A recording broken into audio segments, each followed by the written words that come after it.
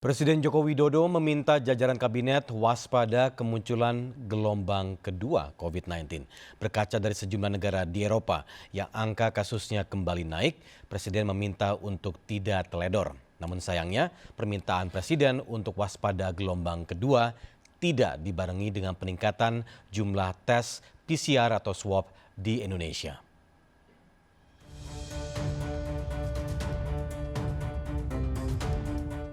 Sejumlah negara Eropa seperti Inggris, Prancis, Jerman, dan Spanyol kini dihadapkan dengan angka kasus COVID-19 yang kembali naik. Gelombang kedua COVID-19 di Eropa mulai terjadi. Jerman bahkan kembali menerapkan lockdown secara parsial, sementara Perdana Menteri Inggris Boris Johnson juga tengah berupaya untuk kembali menerapkan lockdown.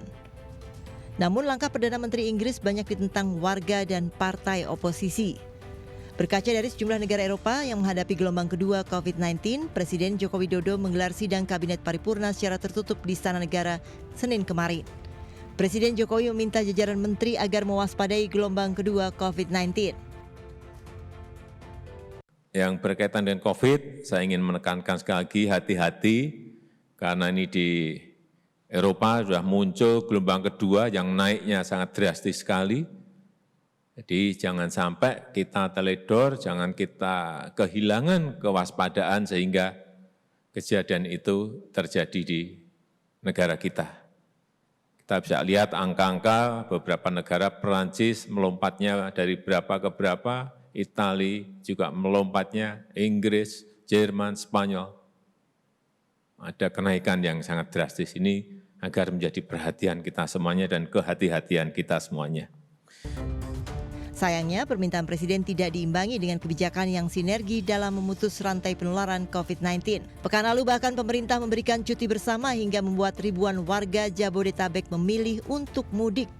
Sementara lokasi wisata diserbu wisatawan dari berbagai daerah, warga pun abai pada protokol kesehatan. Meski pemerintah menyebut angka kasus aktif COVID-19 lebih rendah dari rata-rata dunia, namun jumlah tes PCR yang dilakukan setiap hari terus menurun. Dalam satu pekan, yaitu 20 hingga 26 Oktober lalu, rata-rata jumlah yang dites sebanyak 28.000 orang per hari. Padahal pertengahan Oktober jumlah tes mencapai 33 hingga 34.000 orang per harinya. Bahkan pada 2 November terdapat penambahan 2.618 kasus yang didapat dari pemeriksaan 26.661 spesimen. Lagi-lagi jumlah pemeriksaan PCR menurun. Jika dibandingkan dengan negara lain, jumlah pemeriksaan Indonesia sangat kecil. WHO bahkan menyoroti jumlah pemeriksaan PCR di Indonesia.